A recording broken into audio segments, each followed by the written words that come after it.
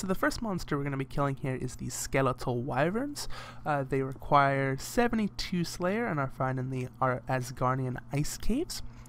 So for the gear that I recommend bringing is the Helm of Netis Knot, Fire Cape, the Amulet of Fury. Now do feel free to upgrade and downgrade this gear as your bank allows. The Abyssal Whip, Bandos Chestplate, and Tassets. The Dragonfire Shield. This you can also bring a Mind Shield as well, but you'll either need a Mind Shield, an Elemental Shield I believe it is, or the Dragonfire Shield. The Dragonfire Shield is definitely the best one of them. The Barrows Gloves, Dragon Boots, and a Berserkering Eye.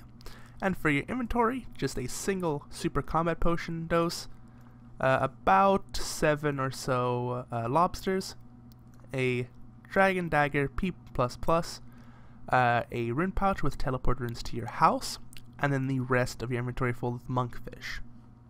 To get to the Asgardian Ice Caves is 2 ways to get there that I'd recommend. If you have the Lumbridge Elite, it would be to have a fairy ring in your house and use the fairy ring code CIS. But if you do not, which is the method I'll show you now, just exit your house portal. You'll have your house located in Rimington, and then we'll just run up this way. I'll just quickly show you on the floating map here. So we're basically just running to this little dungeon right here. I'll just resume recording when I get there. Okay, so once you have gone on the trap door, you just want to head past the muggers, up past the pirates, down this little pathway here, into this room with the ice warriors and ice giants, and enter this door right here. I'll resume recording when I am there. Okay, so once you are at the entrance here, you'll just want to enter in here. This normally is where the people who do ranging kill wyverns. It's significantly more AFK, but at the same time significantly slower. So we'll just run over to this point over here. You'll just Super Combat Potion, and you'll just go to town on the wyverns. They're not like a hard monster to camp at all. They are fairly AFK. They do not hit too badly, especially on this gear. That's why I bring the lobsters, just because at the start you'll find yourself having to juggle a little bit of food normally. But yeah, these are very solid GP per hour. They're good solid about 500k GP per hour, with their notable drop being the Visage that actually makes the Dragonfire Shield. And as time of this recording, Dragon Slayer 2 is about to come out, so they are about 10.5 to 11 mil each. So it's a fairly good drop, but it's nothing to don't bank on it, as it's a 1 in 10,000 drop. But as you can see, they're just fairly good drops. There I got 2 prayer potions, and then the wyvern bones alone. Let me see if I can get a price check off without one attacking me. I cannot, but they're about 2k each right now. So between the wyvern bones, stuff like prayer doses, and other stuff that does stack, these are a fairly good money maker, around 500k an hour. Okay, so the next method we're going to be doing are Gargoyles. These require 75 Slayer, so just 3 levels more than the Wyverns. The gear setup is basically the exact same, just instead of a Dragonfire Shield, you'll put the Dragon Defender. For your inventory, you're going to want to take 2 Super Combat Potion 4 doses each, as you will be able to stay there for a while. You'll want a nose peg. This is key just for getting there, and then once you're there you can drop it, but I'll show you more when we actually get there. About 5 lobsters, just as these do hit, but they don't hit very hard, so you will need some inventory space. A Dragon Dagger P++, or a Sardom Godsword if you have that. A Slayer Ring just for teleporting to where we're going. The Rock Hammer, this is the one item that is needed because you will need this to actually kill them. It's also recommended to get the perk from the Slayer Master that makes it so that you can auto crush them.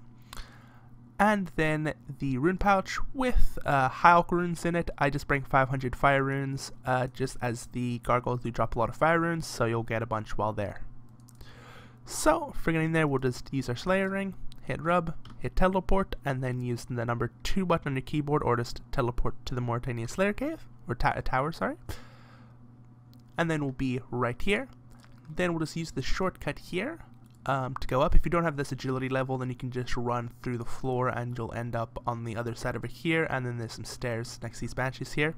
But just wear your nose peg, climb up this rope here, or this spike chain here, and then put protect from mage on, because the aberrant specters can hit, as you do have no mage defense, really. but none of them are attacking me today, so feels good. And now you can drop your nose peg, as basically they'll drain your stats, if you know. Now this can be fairly crowded depending on when you're doing it. I'm actually recording this at basically peak time, so feels good. But you'll just find your gargoyle and kill it off. These, unlike the skeletal wyverns, have no like big drop like the visage drop. These are just more consistent, about 500 to 600k GP per hour. Now I believe that the visage 500 is factored into the 500k per hour on the wyverns. I'm not certain though. But yeah, these are also a fairly good method. A lot of people do make these into ults, like a wyvern or a gargoyle ult, as you can stay here a long time if you bring a Guthan's method. But I find that this method is significantly faster if you're going to be doing it on your main, if you just want some money, due to the fact that Guthan's takes a while to heal. As you can see, like this guy, he's using Guthan's, but he's not hitting as well while he's doing it. And banking, if you have the Slayer ranks stuff, take almost no time at all. For the next monster we're going to kill is actually the giant mole. Now this is a very good money making method right now. If you have a twisted bow, you can get about 1.5 mil per hour here, but I'm assuming that most people don't have twisted bows. So with this method here, you can get about a mil per hour, so it is very, very good. We're going to be using Darox, so you're going to want the Darox helm, axe, body, and legs. You have to have these 4 pieces because we're going to be using the set effect. A fire cape, Amulet of Fury, any blessing works. I just have the honorable blessing because that's the first one that was in my bank.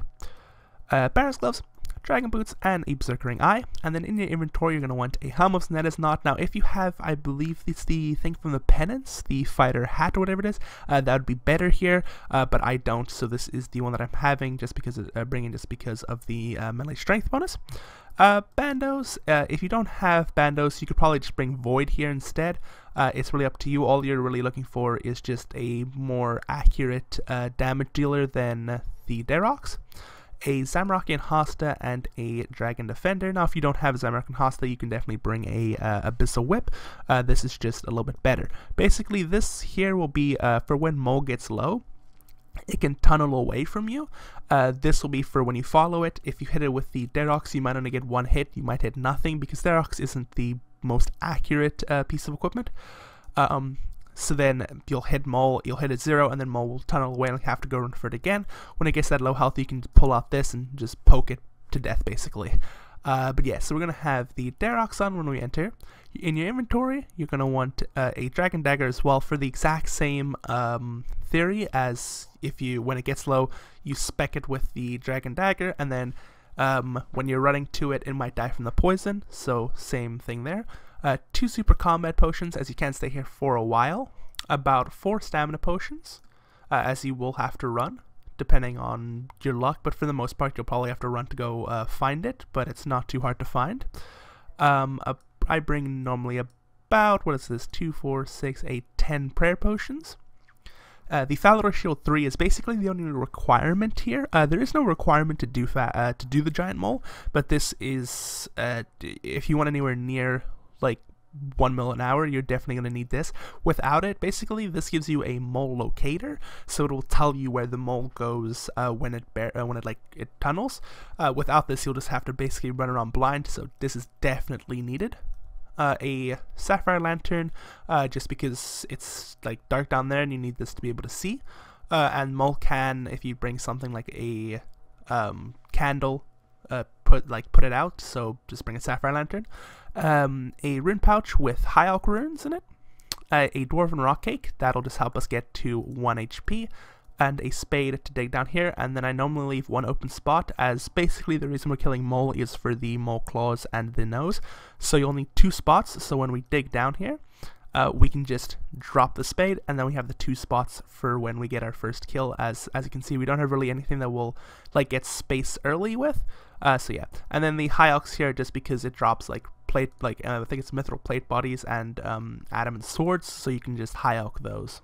Okay, so now once you got a world, you just use your rock cake. If you put it in the bottom part of your inventory and you held your mouse up about best part of it, you can just right click and then left click, and then just hit the guzzle feature. Now you cannot kill yourself doing this, just guzzling down. Eventually it'll start hitting once, but you can just go to 1, and then when you get to 1 HP, it will just stop doing any damage to you. As you can see there, nothing, it's just a 0, right? So now you'll just run over to Mole here. You'll use a super combat potion. Now, this rapid heal prayer here, this is a very good prayer because it basically makes it so that your health will never increase if you flick it. If you hit that and then you unclick it, then it'll never increase. So just set your quick prayer to being on pray melee, as Mole hits with melee, and if you don't have that, you'll die. And then that right there, you click on that, and then click on Mole, and that is about it. So as you can see here, I've attacked the Mole. I was attacking the Mole here, so I've got the Mole down to a certain HP, so now it's decided to tunnel away. Now this doesn't always happen, you might just be able to kill it all at once, but that is just kind of RNG. It might just stay, and then you can just kill it off without it moving, or it sometimes moves. But if you have the Valor Shield 3, as you can see, there's an arrow here, and it points me directly to where Mole is, so now I'll just prayer up as it's about halfway. I actually don't need that prayer at all, and I'll still hit it. But as you can see, it's just about that easy. So this right here drop that I just got is the best that you'll get when it comes to Mole skins and claws. So it's 3 Mole skins. For Mole skin, you can either get 1, 2, or 3 per each kill. So you'll either get 1, 2, or 3. And then you'll get 1 Mole claw. So as you can see, that's 25k just from that kill there. Plus, also another benefit of doing the giant mole is the fact that it does have a pet, which is like, no, it's a pretty cool pet to have around, so that is another benefit to doing this money making method. Next to that, the giant mole has no like notable big drops. It has like some 100 U-logs, but basically most, like 90% of your money will just come from the mole skins and claws. I would also recommend with the Mole claws and skins that you trade it into the Winston the Gardener here. He's just in the the mole hole that you go into is just right over there. So just right over here, if you click with him, okay, I'll trade in my mole parts, yes, and now you'll get bird's nest. Now if you have more, they'll come in like packs, but you can just trade them in, like you can trade in like 1,000 of them at a time type thing. That's no problem. Now on the surface, you like this right here, you'll lose money, but when you have a bunch of them, you'll be able to get, for example, magic tree seeds and stuff like that, so you will make money. This is more of a, if you have like 100 mole skins, like whatever, and if you trade them in, then you'll make more money than if you were to just sell them by themselves. If you're wanting to do that, you can get super lucky and make like a bunch of money off of it, or you can lose just a little bit of money off of it as well, because if, for example, you get what I got here, which, let me just crush this down real quick. So a pestle and mortar, we'll just get out here, boom boom boom, and we'll just crush down the ones here. You will also have to crush them as they don't get traded like that. But as you can see, I got some strawberry seeds, sweet corn, limpwort, and watermelon, which are basically useless. So on those 4 I lost money, but I was expecting 2, as on 4 you'll probably lose money, but on like 100 you'll make 1, because if you get like a U seed or a magic seed, you would have made money. Plus then the bird's nest alone come to 19k, so for that I lost about like 4k GP, but if I was to have gotten a magic seed there, I would have gotten around, like, what is magic seed nowadays, 60k, 80k, or 60 to 80k more.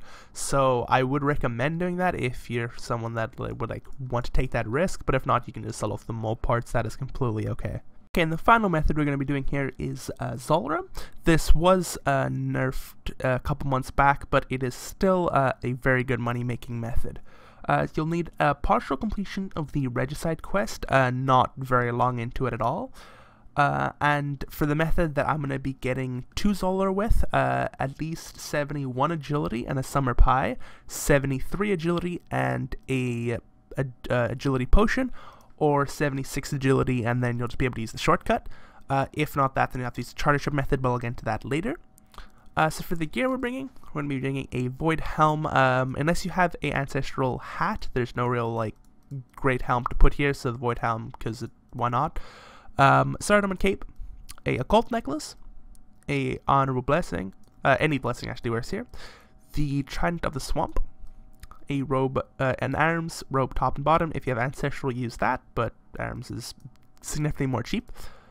Malediction Ward, a Tormented Bracelet, Eternal Boots, and the Ring of Suffering. Now the Ring of Suffering is important because this will act as your Ring of Recoils, and you will need that for the Snakelings, the little minions, or they will deal a lot of damage, and you basically won't be able to get any kills. And then in the inventory you'll just have the Elite Void top and bottom, a Fury, or if you have the Necklace of Anguish, I believe it is, that works there too, but I do not. A Toxic Blowpipe, Void Gloves, and a Accumulator, and this will be your range setup. If you have Pegasian Boots, do bring them. I just don't have them, that's why I don't have them with me here. But that is basically what that empty slot there, right there, is for. If you have Pegasian Boots, just put them right there. And then do make sure that you use Rings of Recoil on your Ring of Suffering, or it won't have the Ring of Recoil effect. And then for your inventory, we're just going to have the Rune Pouch with Vengeance Runes. House Teleport tab, saying that you're using the House method. If you're not using House method and you're using some other method to get to a Fairy Ring, then use a Ring of Dueling here, so you can get to Clan Wars, and restore your stuff there. A Magic Potion, if you have an Imbued Heart, then use that instead, but I don't, so I have a Magic Potion. Range Potion, the Anti-Venom Plus, and a Prayer Potion. Then I have about four Karambwams here. I don't really know how to say those, so that's just how I say that, because memes. And then the rest of my inventory with Monkfish. If you're still learning, you can definitely bring Sharks, but once you get good enough, you can just bring Monkfish. So for my method to get here, just use a Fairy Ring, go to BJS. No, that's BS. There we go. Okay. And now we're here.